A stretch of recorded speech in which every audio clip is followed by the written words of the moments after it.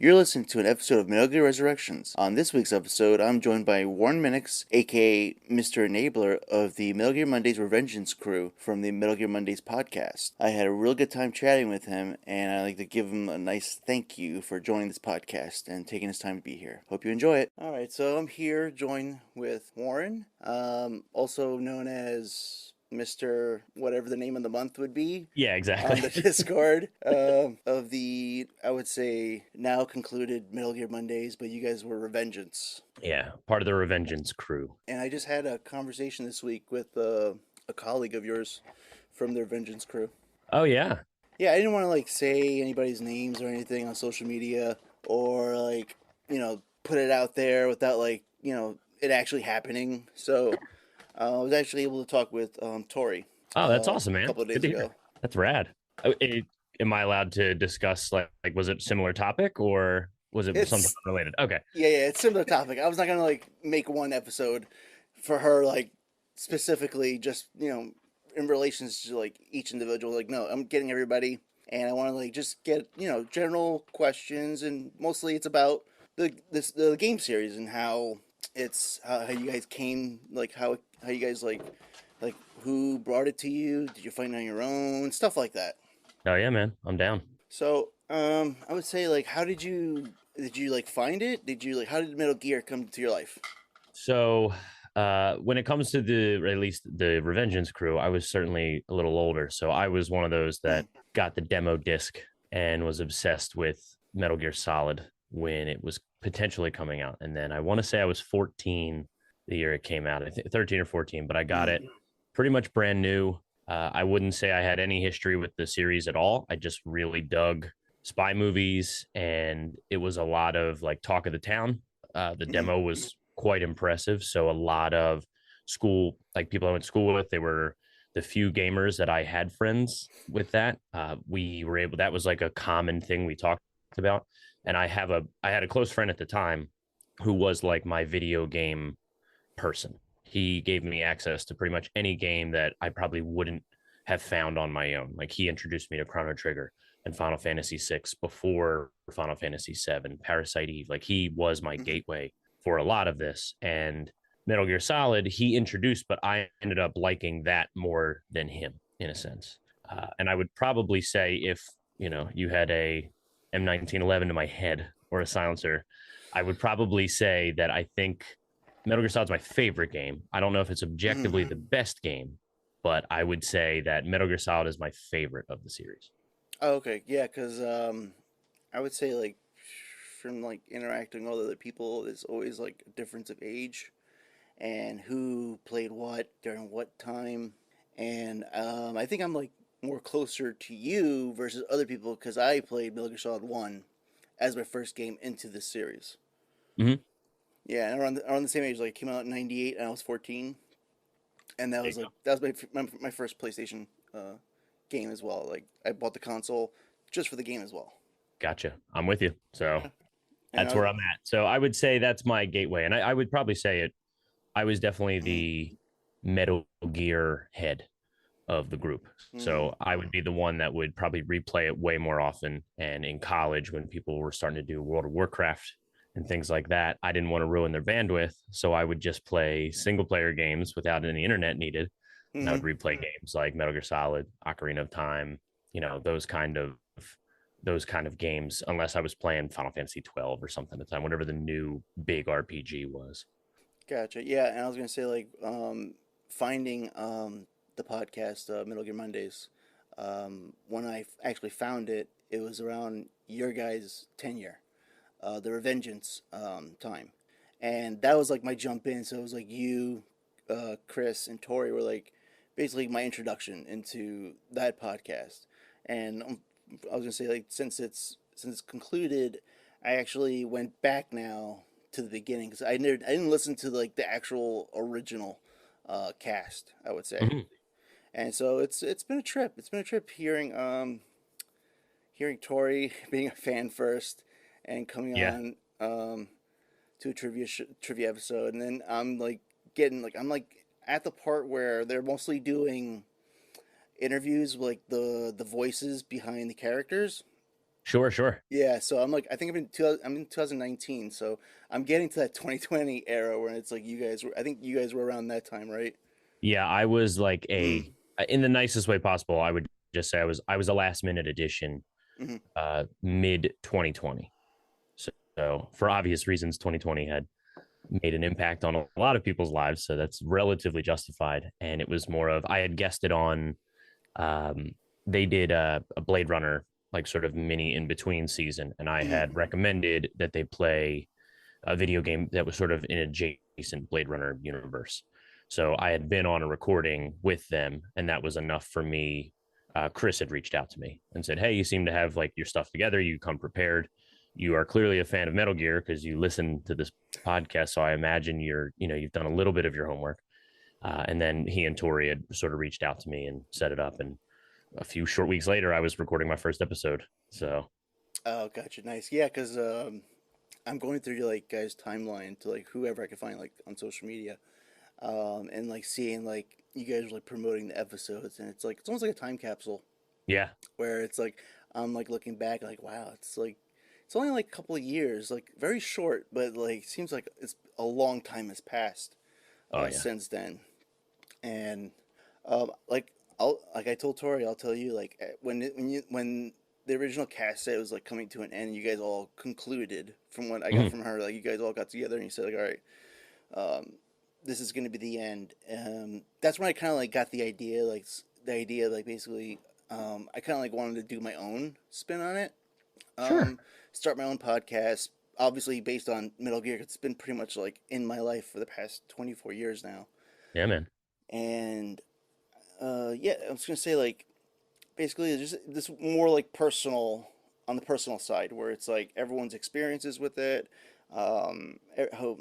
however they came into it. Because I'm not one of those that say like you have to play either one or the OG games to start off. I'm like Gotcha. Gotcha. wherever it got you into the series and kept you there is fine by me and it's great. That's true. And that's That's a where good I way to put it. yeah, so that's why I always start off and say like where did you get started? And hearing that it's like for you it's like similar with me. It's like it's and Metal Gear Solid 1 from the PS1 era. And Mhm. probably I would say like how has like as you've aged with the games and gone back and played them have they changed in your viewpoint at all or So, so a little bit. So actually, so I recently did a replay of Metal Gear Solid 2, mm, and I would probably say that one gets sort of neglected by me. So I guess I was hyper into Metal Gear Solid. mm, I never followed games so closely that I know I had mentioned it in our chats in general, but I wasn't burnt by Metal Gear Solid 2, mm, where Raiden ended up becoming the main character. I was confused. Like I was like this. I didn't expect this, but I wasn't, a hater of or Kojima or whatever. Hey, yeah, this isn't the game I wanted to buy. I just thought the graphics were cool. I always liked the meta side of everything. Three was really special just because mm, I'm a sucker for a prequel. Like, so if you tell me where something begins, I'm already going to be more invested because I trusted Kojima at the time when there was only three games that it was going to be mm, a very simple sort of set of stories. I know there was Ghost Babel and stuff like that, but having that kind of timeline was really good. And it was in college, and again, I was one of the few that was really into Metal Gear Solid, at least from my group of friends. We would just say we had a bunch of video game players, but I was the Metal Gear Solid person. And three was great, and then four, I guess I would say like I kind of my constant investment into AAA titles mm, started to fade a little bit. So I was getting way more into indie titles by the time I was getting closer to 2010 and things like that. So I had played four, but I wouldn't say like at release. oh okay, When it came out on the PS3, it was probably within a year. I definitely didn't wait that long because there was no way I was going to be able to. And that was a weird one. Four was different than what I was used to at this point. It felt closer to four than one and three because I do think one and three are probably the top tier there. And then five, I just started getting a little bummed because of actually being in tune a little bit more with what's going on. So hearing about the Konami stuff and the mm, Kojima stuff, I had a great time with five. I really did. There was so much going on. I popped when Kojima was in the game. I mm, thought some of the story stuff was really good. I haven't gone back to five probably since like 2018. because I Mm. wanted to dust off the Survive Ash because it was awful. I hated Survive. So I went back to 5 just to get that Fox engine under my Mm. skin again and just enjoy like the quality that was coming from that engine back when I guess it was 2016 or 2015. And but I would say going back, I still think what makes the game so special is the mechanics do hold up. Like I understand the difference, like some of the camera angles. So if you played Twin Snakes versus the OG, the way they handle some of the camera angles is, I guess, more fluid or effective. But I would say if I can put myself in the era, especially since I played the games when they all came out, Mm.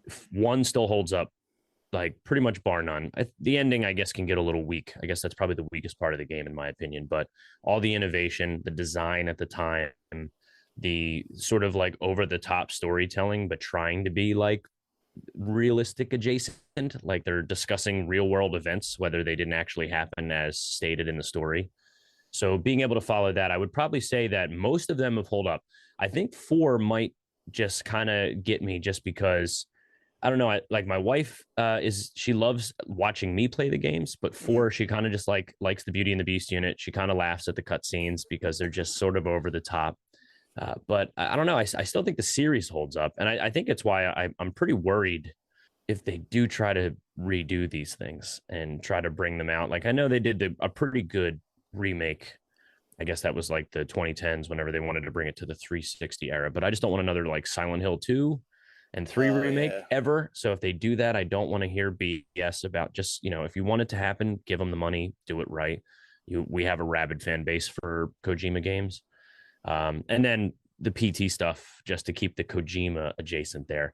That's when it was just a real bummer. And you just knew Konami was, I guess for lack of a better word, just a bag of shit. Like it's just like I don't even Yeah. know. You can't defend them, at this point. That maybe you can't attack them, but they seemingly don't care about their IP at all. So Yeah, I was gonna say like they I think that what it is, it's mostly like they're all it's all I mean it's obviously it's a business, so you got to make money, and I can understand when someone you have like a creative that's just like constantly draining the funds and going way over than expected. I can kind of see a riff happening there, and the reason why. But after all, like this is all done, like the divorce is finalized. It's been years. It's like everyone's mm-hmm. parted ways, their own like separate. Kojima's doing his own projects, and it seems like they're doing it. They're like bringing out other properties of theirs for Konami, like everything else other than Metal Gear.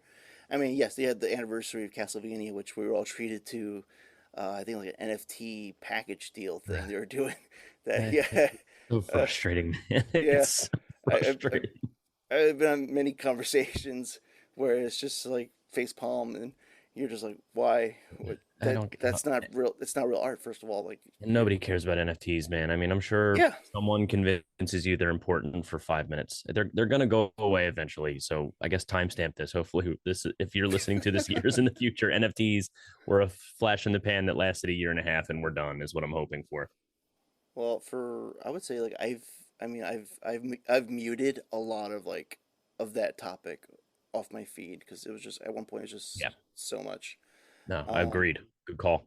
yeah, and it's like all right, so now they're coming up with Teenage Mutant Ninja Turtles. All right, they got the Cowabunga collection, and Yes. so it's like all right, you're cycling around to all those properties, and like eventually when are you gonna get to Metal Gear? And all you got Yeah. was something short of like a tweet first from the Japanese official account saying that they're working on it. That's pretty much it. That's what they said. Yeah. Like not like full verbatim, but like I'll just give you like the cliff notes. Like working on it. What they pulled, they said. Right. So no timeline, no no nothing. I assumed like oh working on it like meaning like oh they flipped the switch, and I checked the store that Yeah. day, and I was like oh I mean, it so could. bummed. Yeah. So, because Yeah. it was so quick when they took it out. They said like it's going down. They didn't like do like any type of sales, saying like, hey, we'll slash the Mm-mm. prices in half, and you guys can like buy as much as quickly as Yeah. possible. This is the time to buy. Right. Last Yeah, chance kind of stuff. and Totally agree. it's kind of like one of those things where it's like I know like a couple of streamers where it's like they downloaded just in the nick of time, where they didn't Oh, realize sure. it was gonna go away, and then I kind of missed the boat on on that. With Oh, dude, I get it. yeah. I had a PT PS3 and screwed up. Mm. I don't have a PT PS3 anymore, Holy shit. which is a real bummer. But I had a buddy. I did it with a bandmate at the time Mm. because I have a friend who's into it as well, and it's fun to tell those stories where it's like, yeah, man, I had some friends that were really into it, so I didn't know it was a Silent Hill teaser until what maybe Mm. 3 or 4 days later. I'm sure the community found it out in hours, but by like the end of the week, I was like, yeah, let's play this, and it was pretty fantastic. It's just fun to see Kojima. Death Stranding aside, I did enjoy Death Mm. Stranding. I can understand how some people were a little iffy on it, but you can see that as they've progressed through that, and the director's cut that just came out, and Mm. the fact that they're putting effort into it, you can see that where Kojima has his ideas, if you kind of rein him in and you have quality, I guess, designers, however you want to use the terminology, that sort of understand what he wants, you can see that they can start to really make a quality game. So what could be really exciting is the next, doesn't have to be Death Stranding 2, but apparently that's coming too. There's like a Yeah. leak, there's a supposed leak of Death Stranding 2. So I don't know. He's still fun to play. Like his games are still engaging in a way that I rarely get with other games. So it always makes him special. Like I was someone that took off for a week to play Death Stranding. You know what I mean? Just because I had to get as far as I could to see what Kojima was trying to do and see if that was going to keep me playing. And it did, but it was more for the characters and the story than the gameplay. Because playing day one was pretty barren. Going back like a month or two Oh. later, roads are everywhere, zip lines everywhere. So it's way more engaging. But again, I was part of that early on. I was trying to build every road in my server so I could get like 1 million likes on all my stuff. You know what I mean? But he's just special, and I think it is the Kojima piece that makes the Metal Gear stuff so special for me because I didn't see the stuff he was putting in his games in other games. I Mm. didn't need them in other games, but they weren't there. Like I wasn't. I felt like I was being talked to when playing Metal Gear Solid. Now, of course, I was 14 years old, so I'm very persuasive. I could be easily swayed to like something, but it was cool to play with. A Psycho Mantis messing with your controller and reading your Konami saves if you had like Castlevania on there, which I definitely did, and just talking. Like the biggest thing was the two things that got me with Metal Gear Solid was Meryl's codec being on the back of the box Mm. and Baker saying it in the game. It's on the back of the box or back of the CD case. And then when they fourth wall broke intentionally to say that if the music changes when you're in the museum and it's Psycho Mantis's theme, that's Psycho Mantis being nearby in the game and he's trying to take over your mind. So hearing that, and when they're like, oh, if you can hear that music player, wink, wink, Mm. that means you're probably going to fight Psycho Mantis soon because you only hear it in certain parts. Like when you go down to a different floor, the music changes and you're thinking like, oh, okay, whatever. I wonder if this is a boss fight, but then you learn it's diegetic sound from a character in the game impacting the player, which that kind of stuff when you're starting to be that I'm an adult, but I'm not an adult tween age kind of a Mm. thing. Just stuff like that was always super special.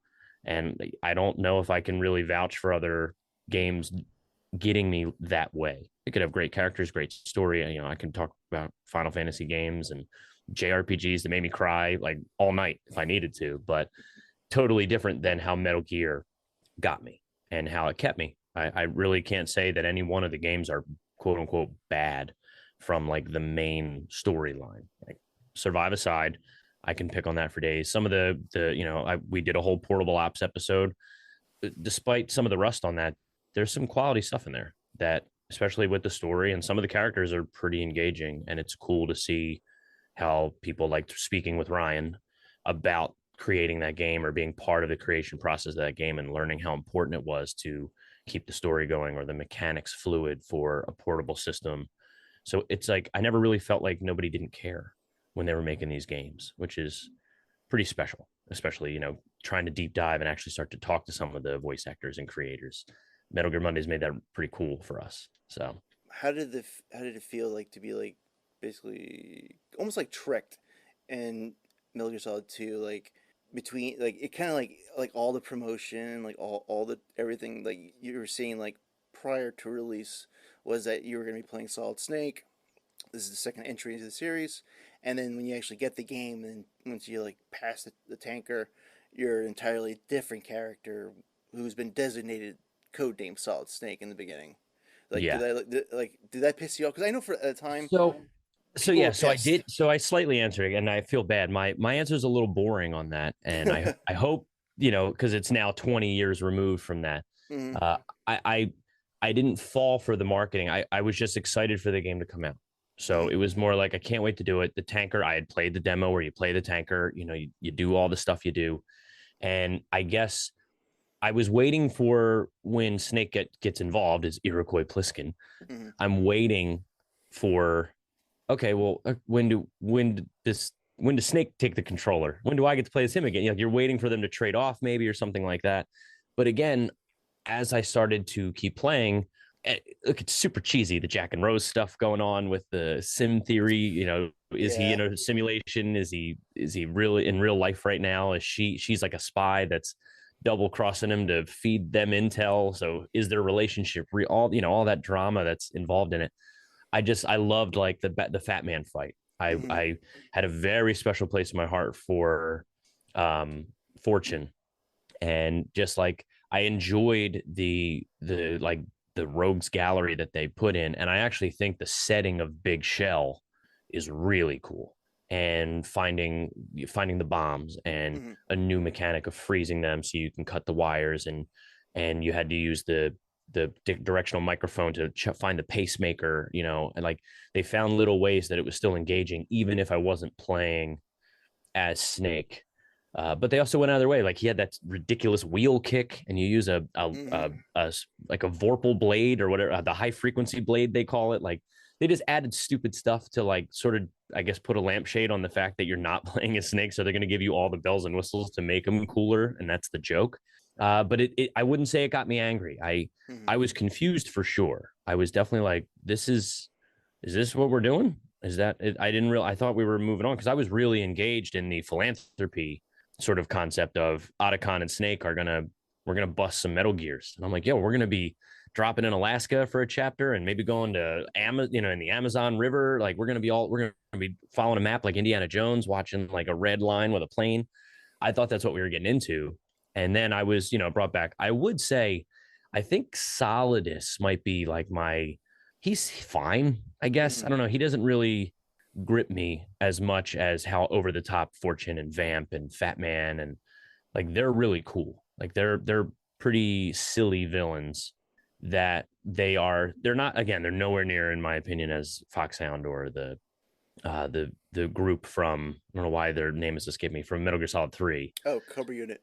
the Cobra unit. Yeah. So how they like they're too good, and the Beauty and the Beast unit's good, but again, some of it's a little weird or a rehash of Metal Gear Solid 1 style fights. So it's a little different. And then 5 had some cool stuff like the XOF soldiers. But yeah, so I would say 2, yeah, it's a boring answer, but it I wasn't angry. But I did walk away going like, wow, I think Metal Gear Solid 2 is one of the best games on the PS2 though. Like I still walked away going like, this game is awesome. You know what I mean? The Yeah. Hind fight is so cool. The sniping was way better versus Metal Gear Solid 1. Like you had to get the control panels on the bombs for the bridges. I love that you kept doubling back the way Big Shell is just a really cool setting. I love the idea of that. I think that's what kind of saved it for me, was the story and the characters. I would say that's not the most like boring answer I've been given in regards to two. I've probably heard worse and more Okay. inflamed. Yeah, it's not a competition, but I just worry sometimes. I Yeah, have my no. moments of like, I'm passionate about this and you're going to listen to my opinion. And then Hmm. sometimes I'm like, dude, I just missed the boat. I just had a good time. I'm sorry. Like, I can't argue this one with you. You have your opinion. I have mine. I mean, I would, it's slipping my mind like the whole. I don't remember what was the issue with Quentin Flynn. I know it was something bad. Mm, I don't know the top of my head like what it was. Um, but for me, like Metal Gear Solid 2, like I enjoyed the hell out of that game, mm-hmm. especially introducing a new character because I didn't really much have other than Metal Gear Solid 1, I didn't play the original games. I didn't have access to it for the Right. Yeah. NSX Same. game. So Same. I didn't know I didn't have much history with that character to say like, "Oh, this fucking sucks." Like, what the hell? Like, you're going to pull a switch on me here? Like, put me with this like blonde guy? Like, what's up with that? Yeah. The flowing hair. Yeah. It's silly. But I don't know. It was cool. I had a good time with them. I have no issues with Raiden. And when 4 came out, it was all about, Mhm. dude, Raiden versus Vamps. It's going to be lit. Like, you can't wait, you know? And then it's like allegedly to redeem him. And then you get Revengeance. And that Mhm. shit is awesome. Man, Platinum Games. I mean, look, God what's the, whatever that Babylon's Fall or whatever's garbage that just came out. Like Platinum Games, Yeah. I give them a pass. Like they make some good ass games, man. Yeah, no, like I would say like the games outside the main canon series. Like I don't know if Rising would be the follow up like towards the future. Is like because there was really like no clarification. Like obviously there's mentions of Sunny and there's been past like four for Rising, but for like Rising, I just started playing it and I was like, where has this game been? Because like for a game, there's like you just want to like drop in and just like go like balls to the wall action. Right. It's like something like I didn't have before in this series, and it's like for writing it like it's perfect. Like give me Yeah. more of that. And to the thing that's like, well, now it's a shame that we're never gonna get that sequel. Yeah. But you're not wrong though. And I mean, yeah, I kind of Mm, agree. Like for what it was, man, that was an insane game. And again, a team like Platinum knows how to mm, make a game like that fun. So if mm, the fun factor is there, and then you're also invested in the characters, even if it's to hate play as Raiden, mm. right? Like if I don't, Yeah. I do think that most of the fan base has sort of remembered that. But I think Raiden, I don't want to speak for the whole Metal Gear fan base, but in my experience, overall, people are like, man, that was wild, man. I remember how angry I was, but now they're, you Mm, know, Ryan's part of the gang now. He may be the weird mm.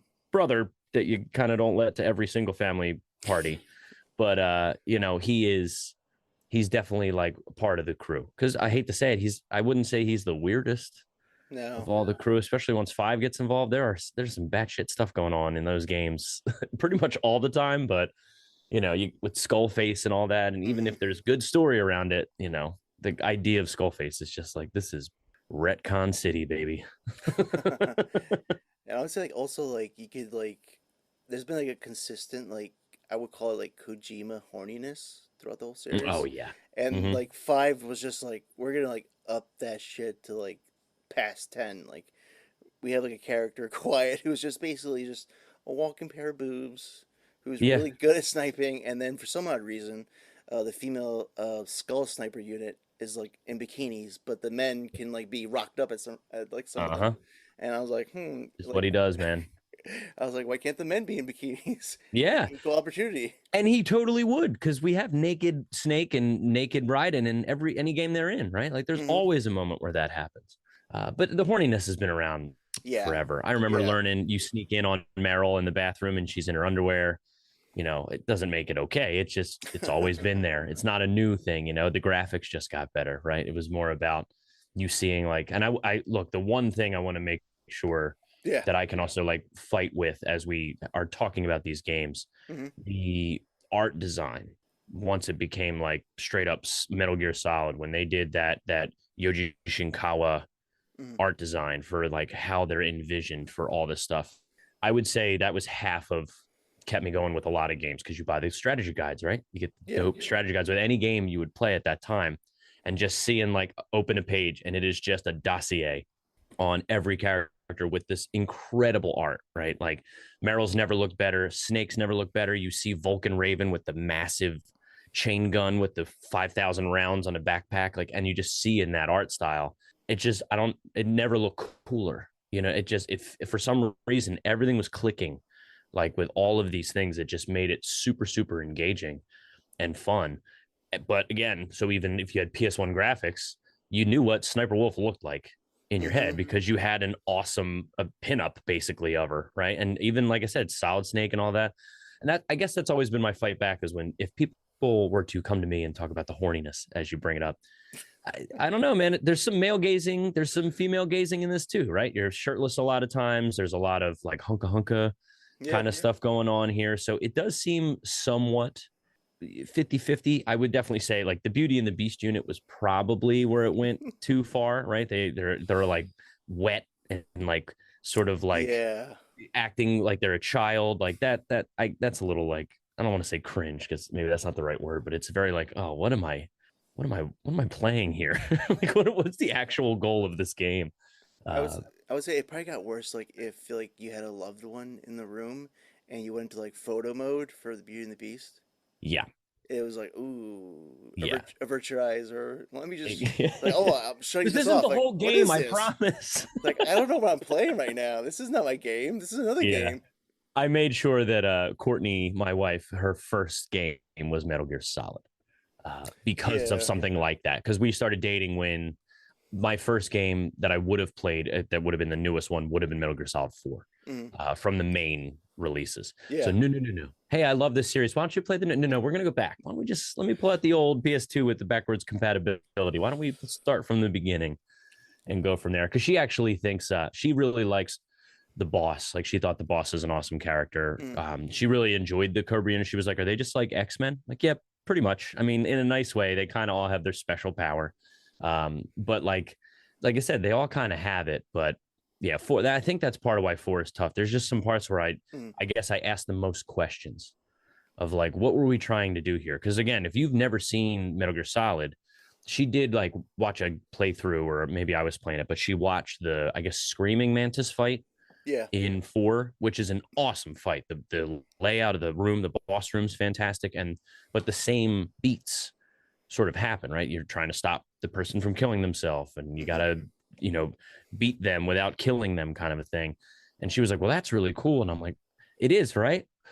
Imagine being 14 and doing that on PS1. Like that already happened in another game, and it actually, a lot. He reuses a lot of stuff. Did you end up ever playing the Metal Gear games like now? Like, have you gone back or emulated them or anything like that? Um, well, because of the podcast, like it when I started listening to the podcast that you guys were doing, at that time I kind of like took a break from gaming, Mm-hmm. and then from listening to it, it reinvigorated um, my fandom basically to return. And I only had like at the time would be current gen, so I had a 360, and then I moved up to like one, so I had like the current like five, and Sure. then I was like, oh, I'm getting I'm getting like the hankering to like go back to like to the rest of them, so I ended up like buying a PS3 and the Legacy collection, so Hell I can yeah, like replay all of them whenever I want that's because awesome.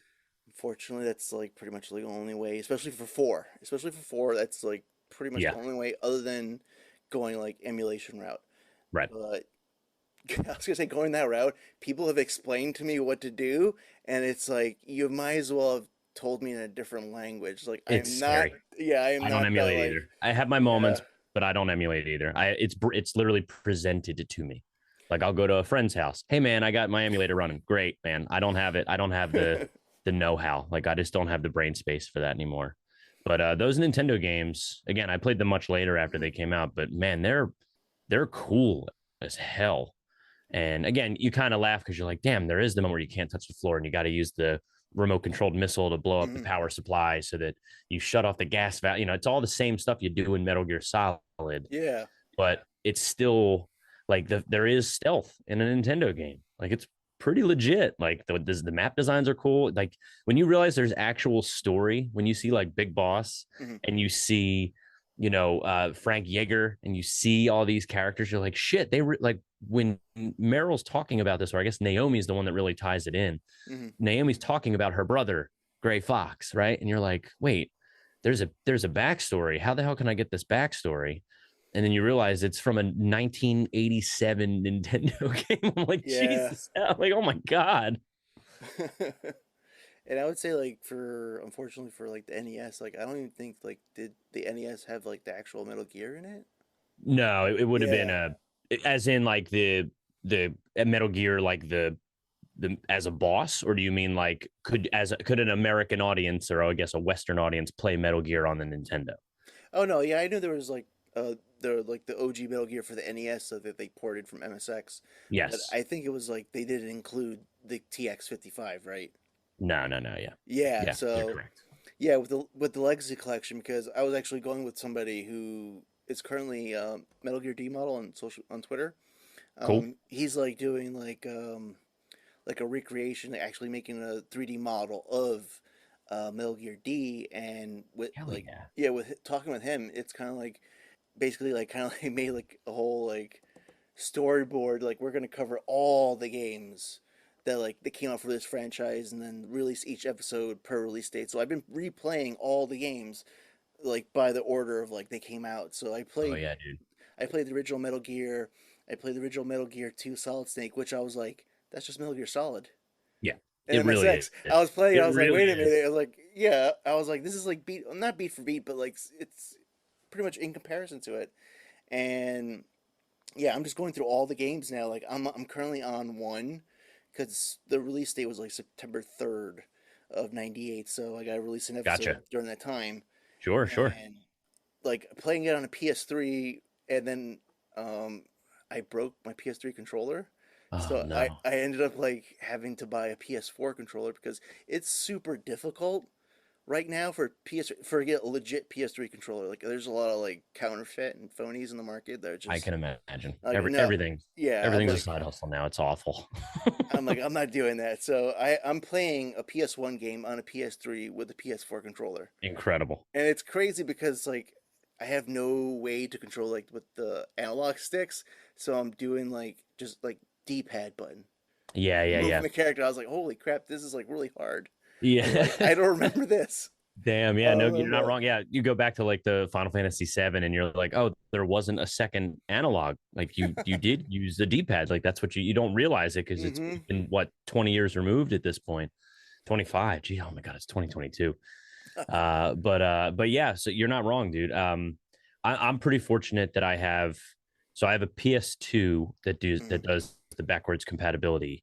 So any PS1 game I have, I can Mm-hmm. play. I have a PS Mini and a couple of those other things, but the one thing I don't have is my PS1. Somehow, either it didn't Yeah. survive. I had like I guess it was called a PS1. It wasn't the PSX. Mm-hmm. It was like the one that ended up being like lunchbox size, a little smaller. Yeah. That came out like a couple years later. I had that for a while, and it kicked the bucket maybe 3 or 4 years ago. But I have four PS2s. I didn't buy them all. Oh. They just got left here, or my wife had one. I had one. So I have four working PS2s. So I think I got a long time before all of them kicked the bucket. So that's been helpful. And I still have the plugged in PS2 controllers that work pretty great. It's a little wonkers when you're playing now. When he talks about like if you're playing against Psycho Mantis and he says some stuff, the controller doesn't do what it wanted to do, Mm. Yeah. because you're playing on a different system, but on a PS1 game. So it's a little different. But again, I was there when it was my first time and seeing that stuff happen. So I can relive that in my own head. Sometimes it's hard to pitch that to someone like my wife who would just kind of laughs and just he looks weird. I'm like, I know he's a weirdo. He's got the gas mask and the weird leather outfit, but he's killed thousands of people apparently. So he's a bad guy. Let's just stick to it. Gotcha. Yeah, I've been trying to like not indoctrinate, but like kind of like show my wife like this is the Metal Gear series. This is what the game's about. And then all she like took from it was like, wow, some of the women are gorgeous here. Oh yeah, And I was totally like, agree. yes, you. I was like, that's one part, but let's concentrate on this character Yeah, called Solid Snake. So it's like that because you know what it is. I mean, bless her, like she has like ADHD, so it's like if she'll like, go like erratic. So it's like maybe a story driven, very story driven focused game is not the best for me to sure. like, kind of like introduce. But like she did get a kick out of Rising, so it's like yeah, Hell I yeah. can kind of see like why. Yeah. I would say for Metal Gear Solid 5 or V, however you want to call it, because like Sure.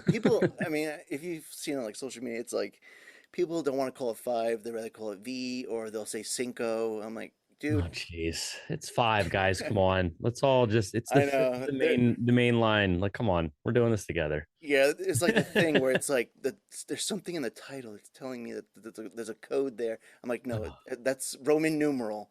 Yeah. Move. Let's Hey move on. man, but Kojima has done less for more. You know what I mean? So Yes. I understand the community sometimes. There is stuff that I'm like, how would you reverse engineer a solution to this? And more often than not, they're kind of right. So Kojima in a way is kind of like Kubrick, right? Everybody, Yeah. Stanley did that on purpose. He's got a different meaning. You're not big brain enough for him. Kojima's got that. He's got that mad genius vibe that people will basically justify everything he's done. I wouldn't say I'm one of them, but I'm a fanboy. Like Hmm. I do give him a pass Then whatever game's coming out, even if I hated Death Stranding, I'm gonna day one pre-order his game. Mhm. I trust the experience he's provided for 25 years at this point.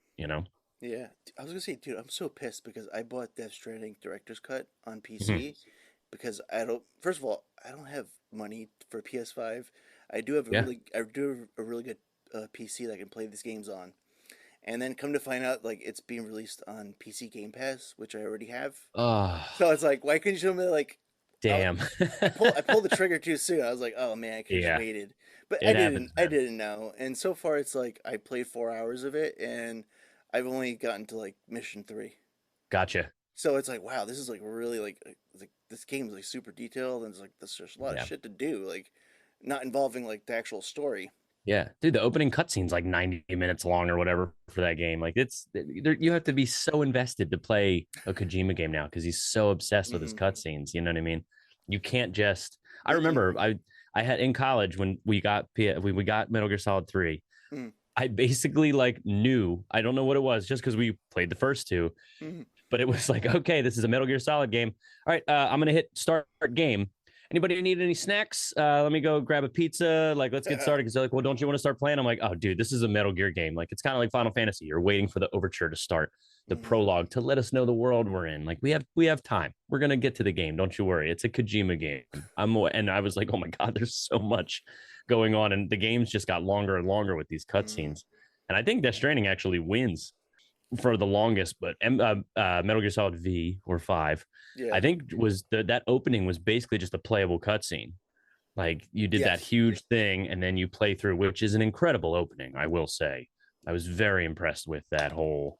You see the man on fire, and you see, I guess baby Psycho Mantis spoilers, and you see all this stuff, and you're playing through the hospital and all that, and it turns you sort of get agency with a gun 80% through it, but it's a playable cutscene, but it is awesome. I was like, holy shit, Kojima! Like you made a playable movie. Like, this is incredible. And then then the game becomes the game a little bit, which in its own way is quite good, especially because Ground Zeroes is like probably the best like induction to modern Metal Gear. It's like the most perfect 4 hour vertical slice of a game ever. It shouldn't have been $30, but that's Konami. I wouldn't blame Kojima for that. Yeah, I was gonna say like I forget how much it was. Like I think I quoted myself saying it was 40, It might have been but 40. I don't It was too remember. much. Yeah. Regardless, it was too much. I think at the time my co-host of a podcast I was doing an indie Mm. podcast. We would do big titles too, but the intent was every week we'd play at least a new indie game to sort of bring it to the light. And I remember Ground Zeroes being one of the things he wanted to talk about. And I was like, dude, it's Metal Gear. I'm never going to turn down a Metal Gear conversation. So, because he doesn't play Metal Gear, he wanted to play Ground Zeroes because he heard, ABC. And I was like, if you got questions, man, I'm not saying I have the answers. I can put you in the right direction to get the answers because I don't know if anybody knows the true timeline of some of these games, man. Some of this stuff gets Uh, bonkers. yeah, I would say like you could probably play like all the games and like take a snapshot of all the timelines that they give you, Mm-hmm. and it's like yes, they've redacted and edited and deleted and Mm-hmm. altered because even like probably someone on their end are like, holy shit, like this during this time this happened and we completely forgot about it. Yep. And some internet person's gonna already Mm, have that information and be like ready to to yup. troll them and be like, you messed up, bro. Oh my god. Yeah, I've seen too many of it. Like, I've actually gotten into like fights with people because of the whole I don't know if you remember like the abandoned thing.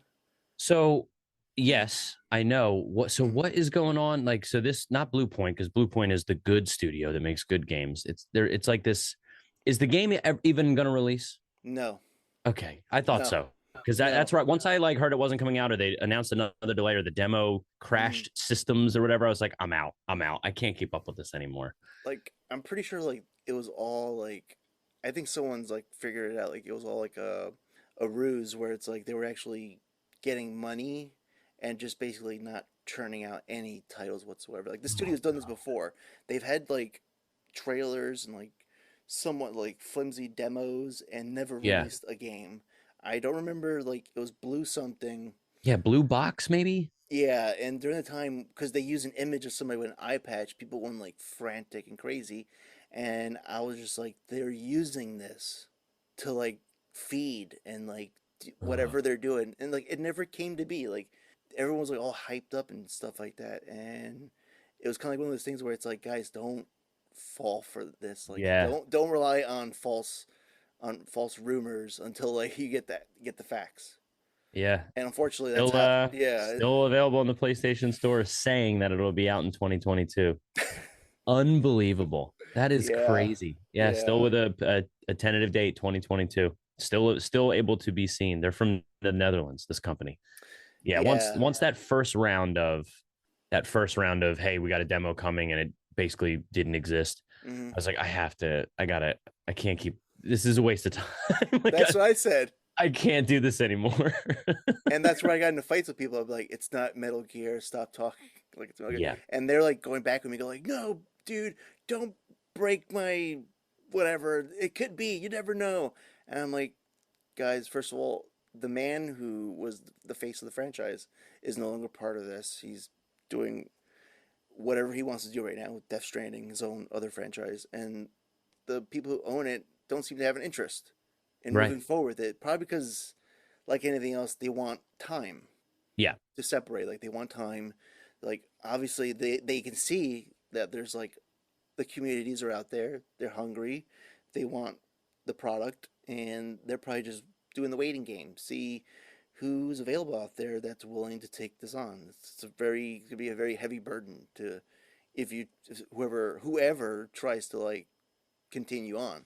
If they Yeah. do, if Well, not. especially with Konami's background. I mean, didn't they Hmm. like delete assets for games because they just stopped caring about certain files? Like they just don't have any original assets. So if you're going to take Yeah. that on, you're basically rebuilding a game from scratch. And it's like, make why even do that? You're basically making a new game at that point. You're just kind of coloring, you're tracing someone else's work. And it's going to be impossible to hit our expectations in my opinion. I mean, look, Yeah. I'm happy with how they're made. Like, I think that's what makes them so special is because, like I said, even if like two or four, like they may not Hmm. be my quote unquote favorite of the series, but for a PS2 and a PS3 game, they look better than most, even if they weren't late gen, Hmm. late in that console cycle, they still look fantastic. They still play fantastic. Oh I yeah. can't say that they're poorly designed. That's never been Metal Gear's thing. They're always over designed and Hmm. probably in certain aspects, but as time goes on, the focus in that is only going to stick. If I ever had like a quote or whatever, I would say graphics never made a classic game. Like a classic game doesn't need to have great graphics in the end. When everything's 2020 in the background and hindsight and all that, basically a good mechanic and a good story and good characters are what's going to make a game special. So if you have two of those three, it's probably going to end up being a classic or a cult classic or something like that. But Metal Gear had a little bit of all that, and then graphics for the time. So when you go back, it's almost like if you want to see what a PS1 game looked like at like its best opportunity, you could get away with Metal Gear Solid probably being someone's top 10 of like best looking 3D games, right? In terms of gameplay and how it looks. And I think the same goes for PS2 and PS3. And again, if they would have paid attention to the Fox engine, I don't know if games looked better, that in Unreal versus Fox engine at the time, but Hmm. they haven't used it. So now it's going to be a complete waste of who knows how many hundreds of millions of dollars they put Oh. in to make that. Because did you see like when we were doing Metal Gear Solid 3, we had updated Fox engine I guess sort of like 3D models of all the characters that were in Metal Gear Solid 3, but it's for Hmm. the pachinko machine cutscenes. So it's like the fears never look cooler. The end has never been more detailed. The Fury looks fantastic. Every little bee on the pane had like you could see all the little detail, and it's just for a pachinko machine Yeah. cutscene when you know what I mean. So it's a bummer that it's one thing to be like, man, I just wish they could keep this up, but it's just because it's tied to Konami and just now how many times Konami just seems to be like the butt of so many developer jokes at this point that it's just like I hope for them it's a profitable thing that they're doing. I hope it is. I mean what Yeah. the hush hush is that they're in the Yakuza or whatever. Like they have to do this because they're like a blood oath or some crazy nonsense. But hey, they made an awesome anime out of Castlevania. So, hopefully they start trickling back in and maybe start to do some of these other things. And, you know, maybe we will get another Metal Gear game that's legit and not Yeah. just a copy of a copy, or a alternate universe like Survive was, where you see the opening, you see a cutscene from Metal Gear Solid 5 practically, and then you ipso facto. I remember actually being like, holy shit, is this game going to be good? Like the first hour of Survive, I was like, am I like, have I been a hater? Like I can't believe I'm a hater. Like this might be good. And then it was like we were streamed it for like 5 hours, and by hour 5, I was like, we got to do something else, man. Let's play like Unfinished Swan or Ooh, something fun. This is shit. fucking all like, it's brutal. Oh my god, it was rough, man. It didn't go well, and it did sour for a little bit. My Metal Gear love. I was like, I gotta go back. I can't Mm, start from current stuff. It just doesn't. It's not as rich and positive for me personally, at least as a Metal Gear fan. gotcha. Yeah, because like I have to actually cover that game for like non-canonical category of my podcast, and it's like, Sure, sure. uh, do I want to? Like, I committed to it now, or it's like, Yeah, I mean, look, I'm you can beat curious. it. Yeah. You can beat it in a short amount of time. You just got to be laser focused. And Mm. unfortunately, you have to, if you want to do the right ending, which has, you know, do you know the story of that game? I don't want to spoil anything for Yeah, you. yeah. No, I know the story because Okay. I've heard from people, and they've told me. I was like, listen, you could spoil anything for me. Okay, I'll cool, cool. still go into like Totally a fine. I just didn't movie want in a to, game. just in Yeah. case. From what I know, Uh, yeah, from what I know, there's like two different endings. One was like, if you want to like quickly end this, I was trying to remember. Like, there. All right, you go ahead. You tell me. well, yeah. So I think it's basically like if you do the I guess non canon ending, whatever you want to call it, like if you just sort Yeah. of beat it quickly, they basically and you're back in the real world and you save the day. You know, like some Mm. people died along the way, and you know maybe hopefully this doesn't happen again. You know, that's kind of what it is. But then if you start doing all the little checkpoints and all the things you need to do in that, you essentially fight a Metal Gear in that Mm-hmm. game, and it's cool. You know, it looks great. Again, it felt like fighting Sahelanthropus. You know, I was Yeah. like, damn, this never looked better ever. Right? It's just the graphics are fantastic. The Fox engine still look good in 2018. Like they clearly were trying to keep it up, and that's great. But again, it just was like, okay, like it's like you have a good sandwich, and then you're like, oh, you know what, I love chocolate. And you throw chocolate on top of the sandwich, and it's like, well, now it doesn't taste very good, even though it's two Oh. things I like. You know, Yeah. it didn't save it for me. And look, people can like Survive. Like I'm not here to say you're an idiot if you like it. It's just the loop was rough. Like I'm a survival guy. Like I like playing some of Mm. those style games, but the hunger meter and the thirst meter, and you know, I love the idea of building your base, like building Mother Base back up in this alternate dimension or whatever world, whatever they were calling it at the time. Some of that stuff is really cool. It was just so detailed that it's just like so much of the game was just not about exploring. And then when you start to explore, you get all excited, and it's just a big ass empty map that was Metal Gear Solid 5. So you don't get all the good stuff that Metal Gear Solid 5 had, because there is no awesome prisons that you're breaking into and doing all that. It was just a bunch of, you know, whatever they called them, lurkers with the Mm. stupid diamonds in their head, and you just put a fence up and stab them with a spear. That's all you got to do. So Gotcha. it's there's some good stuff in there, but it's not. It's a bummer. So for a non-canonical, it'll be fun to hate play it. I think use that to fuel Gotcha. your journey and try to salvage the good that you can get out of it, because there is some fun Easter eggs in Mm. there that you're like, oh, that's cool that they mentioned this, and there is some good stuff in there. It's just under way too much. You know, again, it's the same argument that people have of like Death Stranding, but I think Death Stranding did a much better job of, you know, you're the Amazon guy, Mm. but there's a good story between the muck of work and a day job, essentially, by delivering packages. There's a lot more to that. So yeah, Survive is definitely the low point in my opinion. I would say ouch from that Yeah. remark, but I can understand. Like I think like what was it, if you get like the true ending for Survive, it kind of shows like the wandering mother base soldier Yep. that we see in 5, and it kind of like Mm-hmm. explains like, oh, it's these people, and that explains like why you can like use a wormhole to like extract people in the game as well, Yeah. which I Mm-hmm. thought was odd when I was like, what the hell is this? Like, why do I have a wormhole for? Yeah. No kidding. I always took when I saw that before I played Survive was just Kojima anything I saw that didn't make sense, I was like, well, he didn't get enough time to finish the game.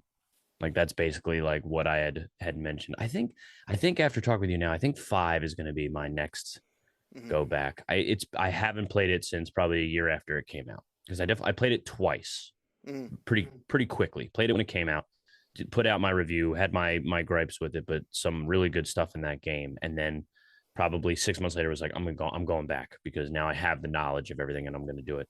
And that's it. So it's been 5+ years at this point. Probably the longest I've gone playing any of the Metal Gears. Now that I think Oh, about it, because okay. I went back and played most of them once I became a host for Hmm. Metal Gear Mondays and started playing all the ones I didn't have a lot of knowledge of, just so I could have a little more fresh in the back of my head. And I didn't play PSP. I grabbed them all, so I started like clipping away at like all my weak spots because I wanted to hear some of that sweet lore that Hmm. Kojima likes to sneak in. I would say for 5, I did like the most weirdest thing you could ever think of when they both released Ground Zeroes and The Phantom Pain, like one in 2014, one in 2015. Um, I both got them like on whatever midnight release was happening during that day. Like I was one of those people that Mm-hmm. went out in the middle of the night to get a game, and I never played them because during the time it's like during that timeline where I was hearing like the stories, like there's fracture going on, Mm-hmm. um, something's happening, and I think I last remember hearing like, oh, Kojima's going on vacation, and it's like, oh, okay. You don't normally announce it. Like, why would you announce something like that? Like, it's Yeah, yeah, weird. And then the firing, or the let go, whatever they want to call it. right. And I was like, oh, this is it. This is the last game. And I did the most like weirdest thing where it's like I never played it. Wow, I didn't play. I played it. I finished it, but it took me up until like 5 years, 5 to 6 years after they really? released. Oh man, I stayed away from social media for almost all that time, where it's like damn. I kind of like muted any spoilers, Sure. and nobody I know plays the game. I'm like it's me and it's like a friend from high school that I kind of like fell out because like our lives, Yeah, step dude, life gets in the way, man. I get it. life happens and people don't stay connected very well. And it took me to like the point where me and my wife were starting a family, and it was during that time where it's like, oh, I have some free time right now because I'm watching my daughter who's like waking up all hours of the night for feedings and changes, and I was like, Sure. I'm gonna play Metal Gear Solid 5 now with Damn. her, and I did, and it's like going through the whole journey and everything with my daughter, and it's like months would go by, and I finished it like when she was like 8 months old, because Mhm. I can't play like straight on. It's like I Sure. gotta like take a Sure. break, and I finally finished it all. I was like, huh. I was like, this is what everybody was talking about, and I already knew like yeah, Kiefer Sutherland was the voice. Yeah, It that was kind of soured me a yeah, little bit too. it was very I was a little yeah, sad for that. it was very odd, and it gets more odder because there's no answer as to why. We all assume is because Kojima was like, oh, he wants to like rub elbows with like Hollywood, like people in the business and Hmm. actors, and I'm pretty sure like for that last game he was given like a crazy amount of money to like do whatever you want, give us a masterpiece and make us money, Yeah. and it was just like the weirdest thing, and it's like the only thing I can like think of like if they were ever gonna like redo it, or like if they had like if someone had like a chance to like go back and change something, I would say like maybe if you want to like please both fan bases, like the people who didn't mind the voice change and people who did mind the voice change and were very soured by it, maybe have David do the voice obviously for Ground Zeroes, Sure. and then when you go into the whole coma thing, you still hear David, but as the game progresses, his voice starts altering. Towards Uh, the end, you get okay. Kiefer, who like the big reveal. Oh, he's not Big Boss. Like spoiler alert, this game's been around for like 7 years now. So Yeah, it's been yeah, long enough. it's been a while. So A couple of years it's is like enough for me as far as like I'm I concerned. say, yeah. Yeah. Like if you haven't played it yet, it's like Well, I always thought that yeah. was weird too because as honestly, I feel like the twist is Mhm. pretty obvious early on because when you play the game, Yeah. it's Kiefer Sutherland talking to you. Like Yeah. like I'm like, so who? I was like, wait a minute, are we doing a Metal Gear Solid 2 thing again? Where I'm not playing as Snake. Like, is that what this is? Because I already laughed at the joke of you do the character creator for him to just change your face right back to Yeah. what he wanted anyway. Like, that was, I laughed. So I was like, bless you, Kojima. You are the fucking mad genius that I love. But then I hear Kiefer Sutherland's voice, and I'm like, I thought there was like this whole controversy because he's Snake. So why do I know his voice? That's him. And as you play through the game, you learn, which ends up being like a really cool aha moment of like, Mm-hmm. oh, that explains everything, like why he was there.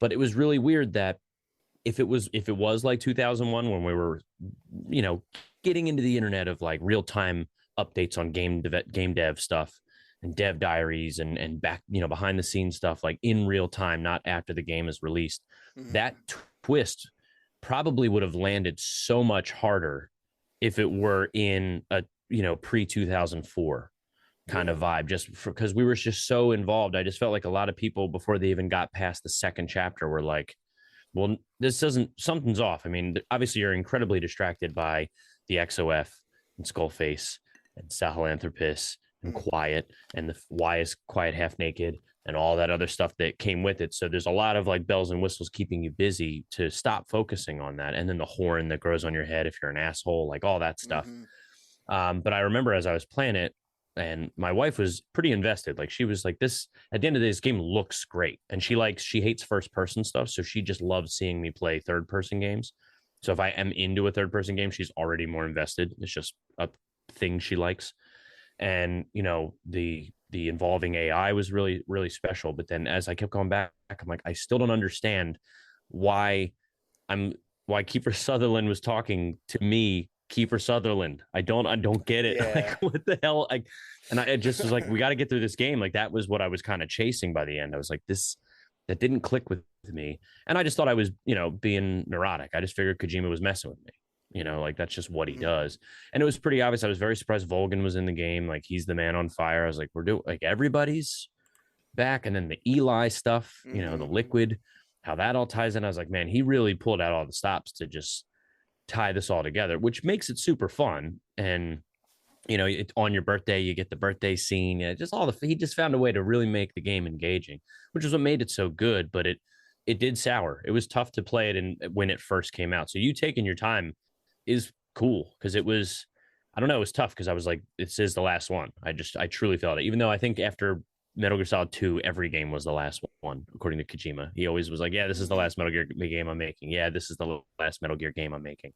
And it was cool in time. And I honestly, it definitely was in like my top 3 games of the year. And I could have just been fanboying, but I loved it. I mean, there were some great games that came out that year, but I remember being like, might be one of the best games still, allegedly unfinished, because you could tell Mm-hmm. you get to like chapter Yeah. 23 and you're like, there is more to this game, right? Like, and then it's over and the twist is revealed. You're like, damn, that was weird. Like this was not Yeah. like the rest of the game was so different than the end that it's just like, and he just wrapped it up and quit basically, or got fired, whatever actually happened there, which it's still crazy that technically we don't know. There's a group of people out there that still think he works at Konami. Yeah. Like I he was gonna say still is that. like why they can't make games is because Kojima has them held hostage. Yeah, I know. I was gonna say like there's people out there that still believe he is somehow employed by them, and I'm like, guys, like it's over. Yeah, we're done. It's like mom and dad has split up. Yeah. Let's move on. Like pick a side. Like, do you want to stay with mom or do you want to stay with dad? Choose. Yeah. Um, Pick the right studio though. You go to Sony. Sony will let you announce a game for 15 years. Like they don't care. oh, So yeah. him going to Sony is great. I just hope he can. I think Death Stranding ended up being successful enough though that Mm-hmm. that it justified making another game. I don't know if he got the critical scores that they wanted maybe, but I know that they're still happy they have Kojima like in their wing. Mm-hmm. Like they have a Kojima franchise at any time whenever they need it. Yeah, because it's been like a very long relationship between the two, between Sony and Oh, Kojima, sure. Yeah. technically. And I would say like maybe possibly like play a little devil's advocate. Like, what if what if there was no COVID-19? What if there was no shutdown? Where people have been so crazed because like you were at home and this is pretty much like you're out. Like this is like for you to like kind of like be outside if because Sure. during the beginning it was like people were fucking terrified and Oh, sure, I man. know because like my wife is in the medical field and there was like no answers, and Hmm. I was like, wow, I was like, now we got this game, Death Stranding. Like I hear everybody talking about it, and it's like the reviews when they first came out, they're like, it's a Kojima game, but it's not like one of his best. And I was like, okay, what does that mean? Yeah, Like that's not very what do you mean by helpful. that? Like that like those little tidbits. Like come on, like give me a little more information on that. But like probably like yeah, people being at home and like kind of like connecting with the game. That's all about connecting, like Yeah, creating connections. And now it's like after all these years have passed, and how like Kojima's like on his own, working on his own stuff, and like being like what's looking like really like he's having a hell of a really good time yeah, with his production company. And now we get all the stories. Now it's everyone saying like, I think the person who was like, I'm forgetting the names, but there's actually someone that was telling the story of how they had to like shut down people to be able to like re-download or download PT, and it was just like heartbreaking to them because like they put a lot of time and effort into like getting oh it out yeah, there, and it's like, well, it's just a teaser, and who's it hurting? And probably it's like, yes, in the back end, there's probably like all sorts of things where it's like licensing. I imagine like whatever music's in there and sure, sure. whatever likeness used for actors, and they probably have their own like within their guilds contracts to like get paid X amount of money. That end, I have no idea. I'm not an expert, but I imagine there is something back there. Yeah, I think Sony had to release a statement that were like, we've never had to develop code Mm-hmm. for our PlayStation Store that removes a game from existence. Yeah. Like that's not coding. We had to create code to do that for Konami, which was kind of a dig at just like never ask us to do this again. Like what the Yeah. hell? You know what I mean? Like it felt wrong. And I don't understand how like that game and Kojima does it, man. Like anybody can say what they want about Death Stranding, but the man can make atmosphere in a Mm-hmm. game. And I think his horror sequences are some of the best as well. So it doesn't really get that bad in Death Stranding, but when the horror is at its peak, it's awesome. And the Mm-hmm. visuals, like there's some great stuff there. And PT was all that. Oh So yeah. who knew how long the game was planned to be or whatever they were trying to do? But I mean, for better or for worse, they made a whole new genre of horror game now. And after like 40 of them, I'm kind of done with first person walk through a house, kind of stuff. And some of the Yeah. homages can be fun. I know Bloober Team does that a lot, which who may allegedly be making the next Silent Hill game. I know that people are not as big of a fan of them now after the medium. That was kind of a dud. I actually really like the Blair Witch game that they made and Layers of Fear and things like that. Like I really got into some of their stuff. Um, but yeah, Kojima does atmosphere and horror as well as anybody else, just maybe to varying degrees because of how much it influences his games. But the bloody hallway in the Mm-hmm. first game is as scary as anything that Sephiroth ever did, as scary as anything you saw in Eternal Darkness. It just was, and PT proved that if you give him next gen hardware at the Mm-hmm. time, he'll find a way to engage with the person playing to make it scary. And the only franchise that really was known for doing that outside of Eternal Darkness was Silent Hill. Yeah. So I couldn't believe that they were gonna let him do that. Because again, we don't need a Silent Hill game every year. So can you imagine, like again, you just said pull the curtain back, let's pre-COVID. If PT came back Mm-hmm. or never left, we could literally be talking right now about Silent Hills 2 Oh yeah. being True. released this year. You know what I mean? Like, and who knows what that could have been if they let him, do what he does. Because we don't need a Silent Hill game. Like, if you told me I had to wait 6 years between Silent Hill games, but they were great games, great. Mm-hmm. That would, and I would trust him to make good ones. I don't know if they're, I am kind of over it could be good. Mm-hmm. Now I'm more of a let it come out. I sometimes it's like, what could there be, man? Imagine if this happened. Like, yeah, sure. Silent Hill has three good games, one okay game, and then a series of a bunch of other stuff that doesn't matter to me. I think the first three are quite good. Two is an all timer, and four I kind of came back on a little bit. Actually, I'll thank Alessio for that. He sort of challenged me to that, and I actually owe him a review of that game, so I need to get that out there. But I did come around a little bit. A lot of the stuff I remembered from that game is from different Silent Hill games. So just make good horror games. It doesn't have to have Silent Hill in the name. Do what Silent Hill did and call it whatever you want. Trust me, it'll get a following if it's a good game, but find a way to do it. If you want to, don't do first person, right? If you want to go back to the roots, then you got to do Silent Hill with the roots, third person camera, maybe figure out Mm-hmm. what you want to do, whether it's fixed angles to get that classic feel. But I would have trusted someone like a Kojima to do it. And it's just a bummer that's never going to happen. And I just hope he doesn't make Death Stranding games for the next 20 years. So I don't know if that's what's going to happen, but I don't want him to do that either because I don't know if I can. I was certainly not as engaged in Death Stranding as I was in Metal Gear Solid 1. You know what I mean? So, Yeah, but we'll see. I was gonna say I know what you mean because like I mean even when I only play like 4 hours of the game, I've come across where it's like you bring the president's body to the incinerator, and all of a Hmm. sudden like, oh, here's the BTS, and I was like, that was like, if that's the beginning of what this is all about, that was truly horrifying because when I play my Incredible. games, I play with headphones on, Oh, dude, and it's a in nightmare. the dark, and then it's like I could hear them breathe like next to me, and then I'm like my character, I gotta hold my breath, and I was like, Hmm. Hmm. this is fucking horrifying. And I was like, I'm gonna play with the lights on, but I'm gonna continue. Yeah, Like this is like because I actually do enjoy stuff like that. Like the pretty much like for the majority of like the PS2 era, it's like PS1, PS2 era of gaming. I've played like combination of like it's been almost all Konami where it's like Metal Gear Solid, here's Silent Hill, and just like continuing on. sure, sure. And I unfortunately stopped at three and never went on forward with it. And it's That's not bad yeah. though. You played the good ones. Like again, four is like on the table, but the first three are great. The first three are great, and technically the fourth Mm-hmm. one doesn't tie in directly. Like it's not a James or James's kid or something Mm-hmm. like that. So you have one which is kind of its own unique thing, and then you have two and three that are sort of tied together. You pick the right ones to play, and the only one left on your docket, if I was to be honest, would be the room. Yeah. I would leave Downpour and Origins and I mean Shattered Memories is fine, but it's just a remake of the first one with Wii motion controls.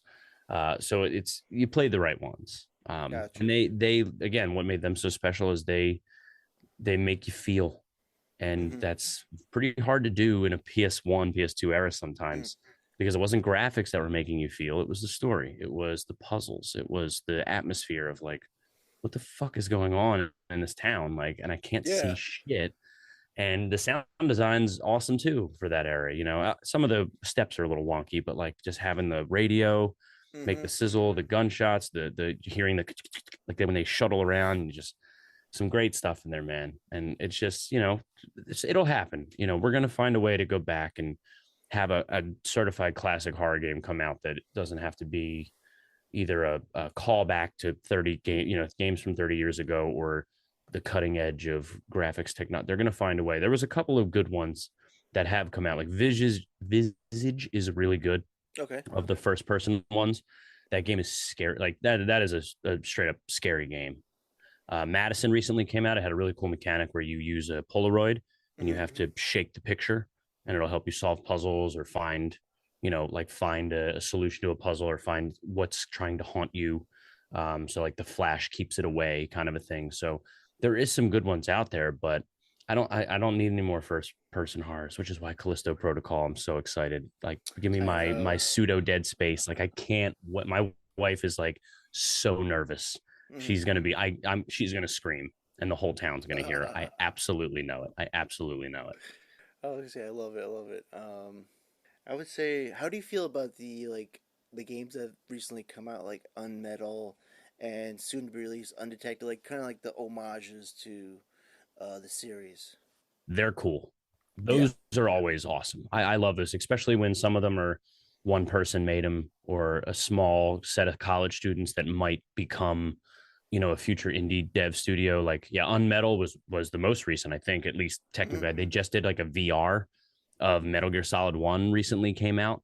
Like it's a fan Yeah. made thing, but it's incredible. I remember playing Merry Gear Christmas, like the Christmas 2D style kind of thing. It's more focusing on the Metal Gear versus Metal Gear Solid, but everything's a pun on that. And I think there's two or three of the Merry Gear games, They're super fun.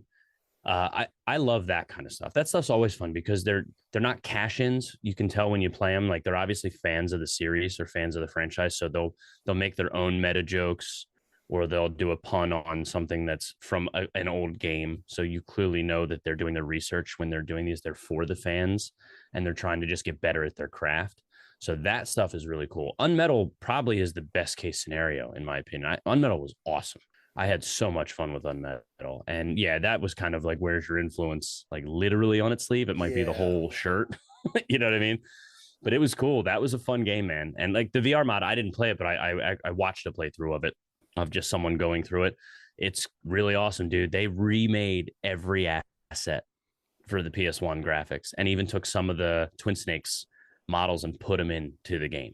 Like they Oh. started like, and the home screen or whatever before you start to Mm. play the game, you can like walk out and see everything. They have every model of every character there. Johnny Suzuki's there, bent over naked, ready to go. They have all of the different models of Snake when he has his shirt off, after getting tortured, shirt off before he gets tortured. Donald Anderson's there.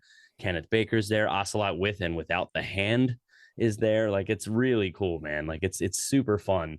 And yeah, anything like that, and really for any franchise, but Metal Gear as well. You can tell the people making these are fans. They don't feel like Yeah. cash grabs or silly or funny. And I can't remember what the name of it was. There's actually a Metal Gear One style game that basically is Metal Gear One, as a Metal Gear Solid One, and they're all animal characters.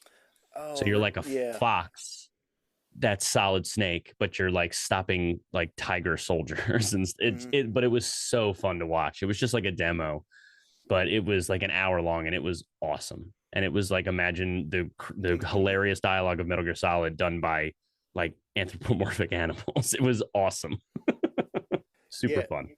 I was gonna say like for Unmetal, it's like I think the guy who like created it or like whatever, I'm trying to remember. I don't remember his name, but he was like heavily influenced, I think, by the MSX games, and it's like Hmm. when I revisited those games, I was kind of playing both, and then I would forget like which game I was playing because that's how like, especially with Metal Gear Two, I was like going back and forth, and I was like, oh crap, I'm playing Unmetal. No wait, I'm playing Metal Gear Two. I was like, oh, what is this? Like, what's going on here? It's like so close to each other. But it's like those are the kind of things where it's like I truly enjoy it because it's kind of like you have like people who, like you said before, like they are fans, and Hmm. this is like how fans show the appreciation, like putting into the time and work and effort, and showing, bringing a game out that's like an homage, and to kind of like maybe get people talking, like this is what we were influenced by. Maybe you'll be interested in that after playing our game, Yeah, totally and agree. and that's the part like where I was like, that's the part like that was also like that's also hurtful. It's when you tell somebody like now, it's like how do you get these games? Well, you know, you could get some of these games by physical copies for Hmm. like your game for whatever game system you have, but unfortunately, like you have some where it's like they're like locked into their own systems. Hmm. Especially with four, it's like it hasn't gone anywhere. It's still on the PS3. Yep. It used to be on like what PlayStation used to have a streaming service up until they started doing the whole new. I don't know what it's That's called. true. Yeah, Yeah, the updated store or whatever you want to yeah, call it now, the PSN network stuff. yeah. I was like, I don't even know what it is, and I remember briefly about it, and it's like making it like very like difficult almost to Yeah. like get people to like to get to these games. Like, are you purposely like trying to get people to forget them? At some points when I'm thinking, and it's especially with like younger people, it's like you're gonna tell them like, yeah, you have like a PS5 now. Take a trip down memory lane and get a PS3, and hopefully you can get a copy and like get something like going for you. And I think that sucks. Like that pretty much sucks. Like I'm not asking for like a remastering or anything. Like just port them. Just make them work. Yeah, Yeah, that's all it needs to be. exactly. Well, and that's a bigger issue too. I mean, Nintendo's kind of under fire with the concept of games preservation. Hmm. Like people won't eventually there will be a way. Like if Nintendo had their way, emulators wouldn't exist. Hmm. You'd have to buy the game every single platforms for $60 at every time, maybe 70 depending on the console Hmm. generation.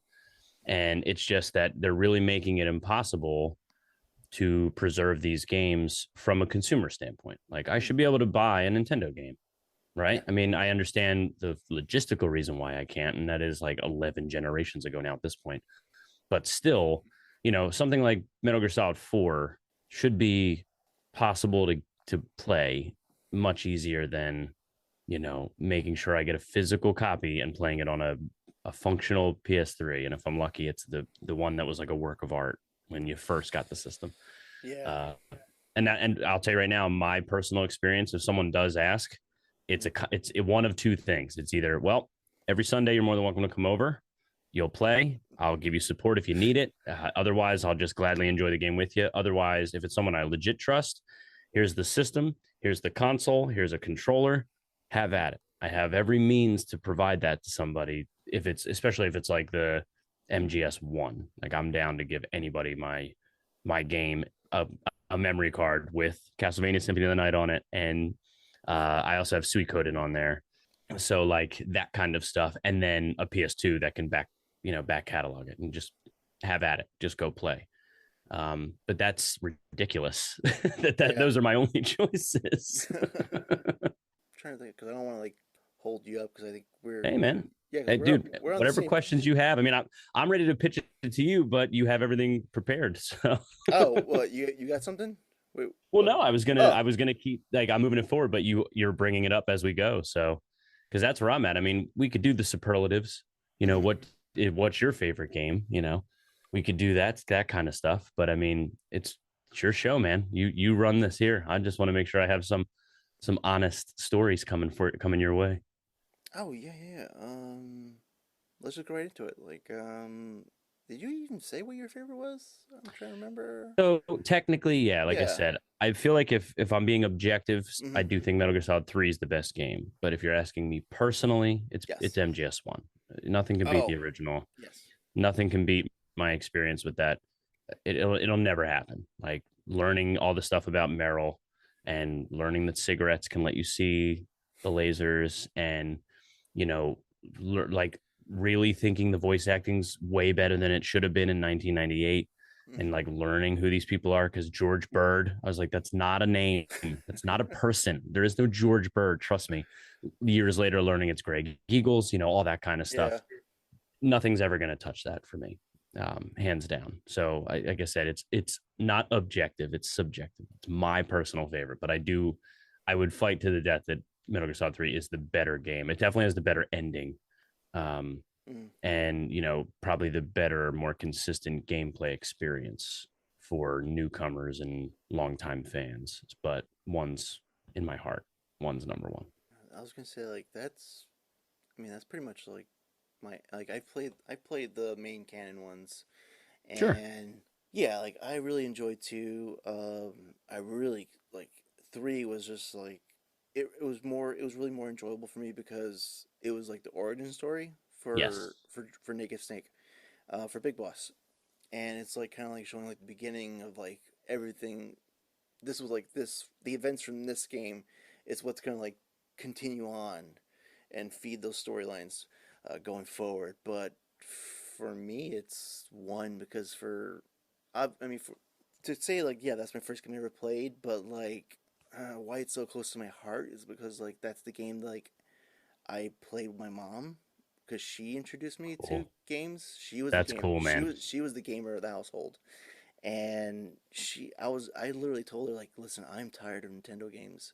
I love Mario. I love saving the princess, but I'm 14 now, and Yeah, I want I that want Kojima horniness, man. I want an upgrade, and that's what she did. Like she like took me to like Funko and like That's awesome. we got the PlayStation, and I got to pick my game, and it's like Metal Gear Solid, and she didn't care like M for mature like Who cares? she's like it's a video game like what's it gonna do to him like melt his brain who gives a shit like ring it up and let's go. Incredible.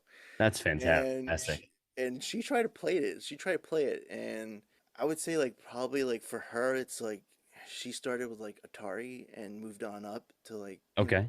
like Sega and Nintendo, Sure. and she basically like played the games with me growing up, and for that game, it was like super difficult for her because I think it was like this is a way different game than what she's been used to in the past, and she had like a hard time of like grabbing the soldiers or breaking their necks.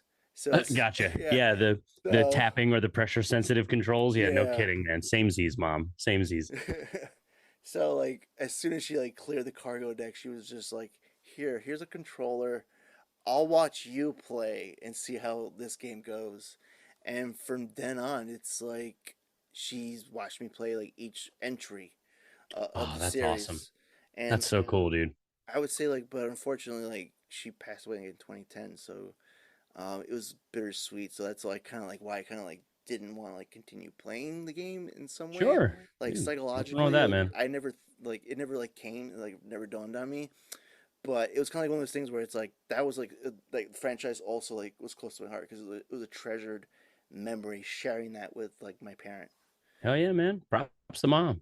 I love it. That's awesome, dude. That's a great story. My mom, the only game my mom ever really got into, I guess when I got older, we'll just say, she actually was pretty invested in Final Fantasy VII. Oh yeah. When I played that, she was pretty invested because I think, if I remember it correctly, I didn't want my mom to come in because I was crying when Aerith got killed. Spoilers. And I want to say I was 13 when that game came out. So I'm playing that. I didn't want her to come in because I didn't want her to see me crying, not because of a masculinity thing, just more like I didn't want her to think something was wrong with me. I was just really into the game. She obviously comes in and she's like, "Are you okay?" Is everything? I'm like, Aerith's dead, and she's like, "Who's Aerith? Like, what are you talking about?" And so then I explained the story to her. So then disc 2 and 3, she got really invested. And then anytime I wanted to replay that game, she was like, "Is that the one with the guy with the big sword?" I was like, "That's Final Fantasy VII." Like, yeah, come on in, because she watched a lot of the remake when I played it too, Oh and she was okay. like, "Oh my god, is this what you remember seeing when you were a kid?" I'm like, "It looked exactly like this when I was a kid. Like, you just don't understand how it felt, you know." So I totally get where you're coming from with that kind of stuff. That's really cool though, man. I wish I did more video game stuff with my parents. Hmm. It just wasn't there. They were just working a lot to make sure their kid could go to school and Yeah, I know. try to not fail out of college and all that, all the hard work you put in for that. But every once in a while, I remember my dad was invested in, he really liked, the, not Silent Scope. What is the other, why Uh, is the name escaping me? What's the other like Metal Gear style game where you play as Sam Fisher? What's that guy? What's that? Why oh, can't I think of what that's called? Splinter Cell. Splinter Cell. There it is. Yeah. Jesus. I can remember the guy's name, but not the game. Jesus. He really got invested in some of those because he liked that they were mission based. They could be played in an hour, and then he'd be like, "All right, thanks for letting me watch the Hmm. TV with you playing. I'm gonna go to bed now." So we did that kind of stuff. He got into that, and some of the games he would get into just because he thought he really liked the music and a lot of the stuff I played. So he really enjoyed the Zelda games because he was like, "This music's just so peaceful and like Yeah. really cool." Like, so I remember when he watched me play when Link becomes an adult, and he was like, "Is there time travel in this?" I was like, "Well," I said, "technically, yes, there is time travel, but it's more just, time passed and time doesn't pass. I can't like go back and fix mistakes that I've made from me previously playing." And he was like, "That's pretty cool, man." Like, he was like, "Kind of like you, bud. You're growing up." I'm like, "Okay, Dad, we get it. Like, get out of here. Like, thanks a bunch." But yeah, man, dude, this was fun. This was a good time, man. Yeah. So what, like, if you don't mind, like, what is Mhm. your, like, so this is something you want to do to just sort of catalog your experience and other people's experiences with like Metal Gear? Is that like your like drive for this? Yeah, exactly. Cause you know what?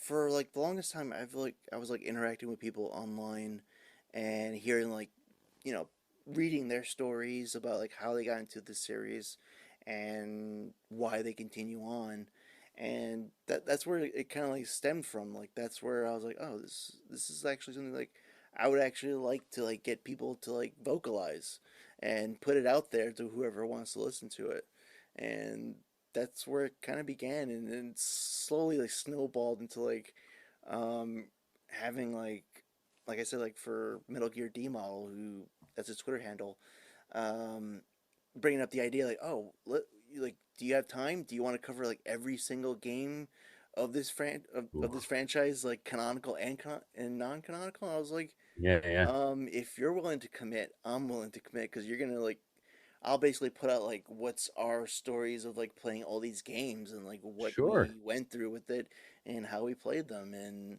it's kind of like snowballing into like all these things where it's like I'm talking to you guys, people Sure. who I've heard like in my ear, like on your guys' podcast, um and I was like saying to myself like, I really want to get a hold of some of these people and like ask them like these questions, like, like kind of like do like one on one instead of like a group kind of like Sure. thing. Hell yeah. And that's what I've been doing so far, and it's been a hell of a ride. It's like I've been doing this for about in like in late September. It's gonna be about a year. Damn, man. Well, congrats. I feel like I should have known about this. I know we've talked a few times. I know you've mentioned some stuff, but I didn't know you were, cataloging Oh and keeping it together, no, man. I feel bad. I would have no, subscribed or listened sooner. Would have dude, gotten don't. more involved. I was gonna say don't feel bad because like the first like I think like 7 episodes were like a train wreck. And, and I was like kind of like flying by, fly by night kind of operation where it's like, Yeah, of course. remember those photos where I was like in the parking lot like at 4 a.m. like going to my job? Yeah, yeah. During my like times where like I'm taking a break, I'm actually like using my phone as a recorder, and then like going home going like, well, that audio sounds like shit. I gotta like upgrade that, and just kind Amazing. of Hey, like man.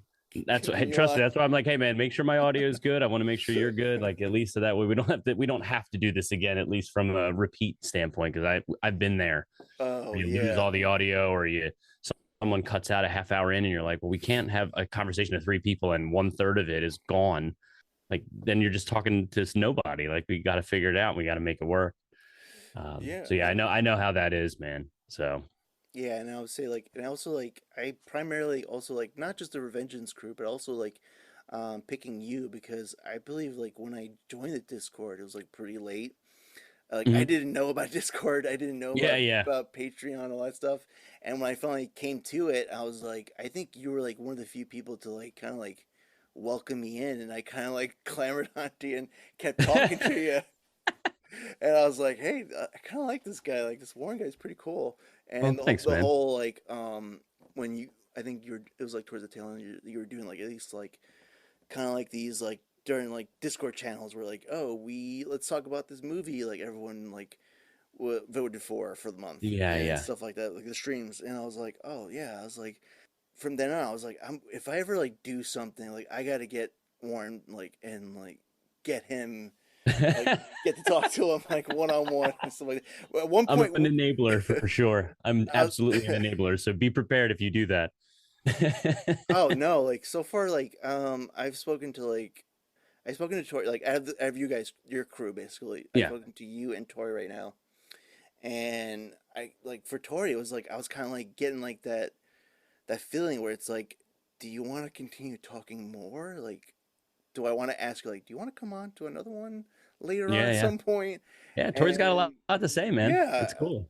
and that's what I've been like kind of like been doing like, and it's I have like other people like from other shows like they're currently still running, and some people who are like ending theirs Sure. to go on to like other endeavors, and I can understand because being a fan, you're like on the other end. You don't see like the hours of like researching and having to look stuff up and Oh, sure. play the games and the editing and then all that.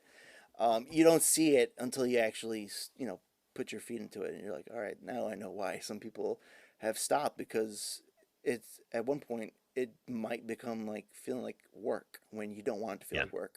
Yeah, exactly. It's and the biggest struggle, at least for, like I said, it was the pandemic. So Hmm. some stuff that felt normal, it's just hard to keep up, and you don't want to.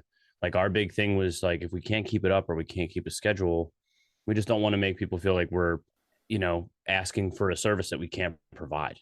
So instead of slapping a band-aid on it after a band-aid on it, which never really happened, and luckily we were able to just sort of like agree on it. And look, I would say like I don't think any of us wanted to end it. Hmm. It wasn't like, oh, thank God now this is over with. It wasn't anything like that. It was just Hmm. more of, it was just tough to do it. And we already me being the new guy, I wasn't gonna be no problem. I'll handle all this. I'm 3 years removed of how half of this stuff works. I was learning a lot on the fly, but I knew how Discord works. So that's where I was Yeah. like, look, I'll engage. I got that. I can handle that because I'm comfortable with that. I'll talk to anybody if you haven't noticed. Hmm. I'm absolutely down to have a conversation, as long as that's what they want to do, whoever it is. Yeah.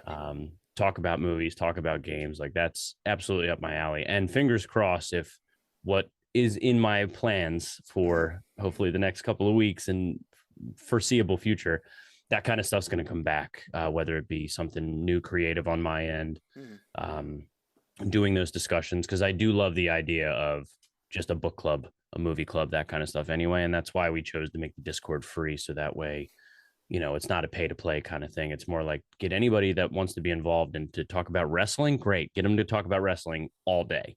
You want to talk books? Let's do books. Like that way you can, Metal Gear fans are Hmm. passionate about a lot more than Metal Gear. And if we can at least keep us chatting, even if it is about Metal Gear, we know that we can talk about something else on the next week and still, maintain a relationship and a friendship there. Cause my wife kind of laughs. She's like, you really like your internet friends. Like you really do. Like and I was like, these are the people I see more often, especially since 2020. Like I don't see my friends as much. They have kids that are potentially sick from school, or their wives are a nurse and they want to be smart and healthy, or they haven't been on a vacation in 2 years. So they're going away. That's okay. Live your life. I'm still here. But at the end of the day, I don't have to do much more than pull up my phone and go, hey, Johnny wants to talk. Let's do this. Like, fantastic. I'm free this week. You know what I mean? Like, I like that stuff. I've always been open to doing that kind of stuff, which is honestly part of why I put so much time and effort into making sure I have a decent audio rig. So that way, if I'm asked on the fly, it's like, Hmm. give me 12 minutes and I'll be ready. You know what I mean? I can pretty much adapt to whatever's provided to me here. Because that's just always been fun. And like I said, it could have been indie games, could be movies, could be Metal Gear. I have a lot of passions, I would say. Metal Gear was fun because I like when something is hyper focused, which is why I was Hmm. so interested when asked to be a host. I was like, oh, you're telling me I only have to do my homework on one game series? Hell yeah! Like I am totally down for that. So I'm the note taker. I was this like the hyper organized one, but that's okay. That's just how I am. It wasn't like Tori and Chris weren't organized. It was just more like that's my personality. It's just what I do every day anyway. Hmm. So it's like, why don't I put some of that effort into a video game podcast? I'm down for that. So, and yeah, man, fingers crossed. If this stuff works out, I got a couple things in the works that Okay. I won't say here just in case because I don't want to promise anything that isn't going to happen.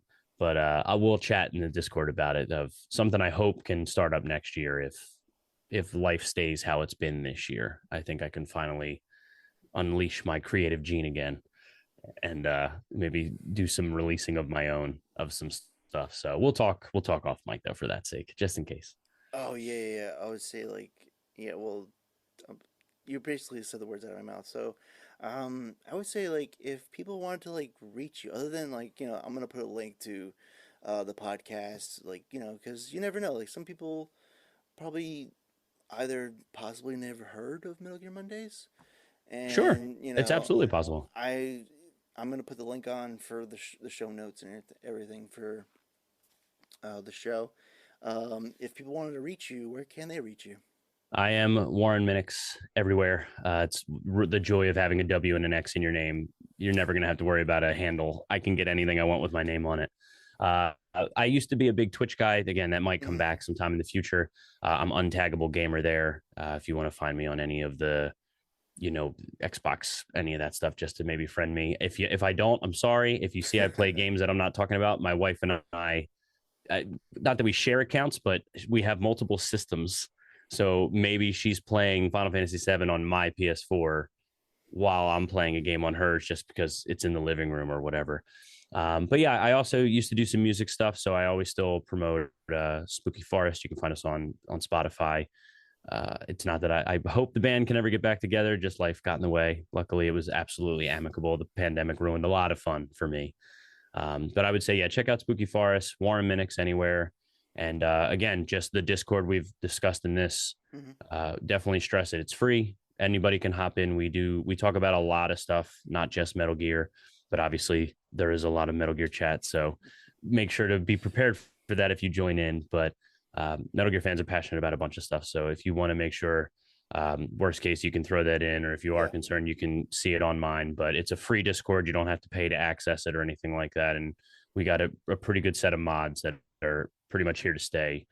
Me being one of them that maintain the legacy of the show, so that way there's audio always available. We're not going to cut it out or anything like that. We're not going to pull a Metal Gear Solid 4 and only keep it on PS3. We want to make it as accessible as possible because it's important that people share these experiences. So yeah, I would say those are my plugs, man. I'm not a big social media guy Mm-hmm. recently. My head's been in the sand trying to really take care of me and get all that together because I want to be able to actually put the proper amount of time and things like that if I were to get back in that creative mindset. But no promises, but I do have a couple things in mind, and fingers crossed I'm going to get that itch, and it's going to, hopefully something's going to snap and it's just going to make sense. And when that time comes, I'll scream it at the rooftops. No doubt. I would say it was a pleasure to have you on on this episode. And yeah, I always tell like every guest, you are more than welcome to ever like if you ever have anything come up in your mind, whether it's like the series related or anything in particular to it. Yeah, I always like welcome people back, no matter how many times you want to come back. Sounds good, man. Well, we will definitely have a conversation at some point. So we'll chat about it and keep me posted, man. And I'm excited to listen to catch up on some of your episodes. So that's awesome, man. This is a really cool idea. I love the idea of like a living document of people Mm, that share their experiences. That's stuff's always exciting for me. thank you. Yeah. Thanks, man.